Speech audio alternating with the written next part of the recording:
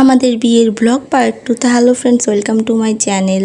তো আমরা যেদিন রাতে মামাবাড়ি পৌঁছেছিলাম তার পরের দিন দুপুরবেলা ডিসিশান নেওয়া হলো যে আমাদের পরের দিন বিয়ে দেওয়া হবে, মানে 17 তারিখে।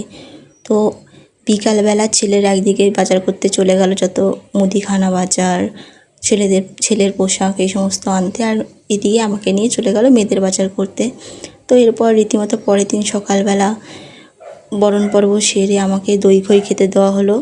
তো এটা ছিল সোনুর লুক সকালের। তো এরপর আমি ভাবতেও পারিনি যে এরকম মাইকও আনা হবে।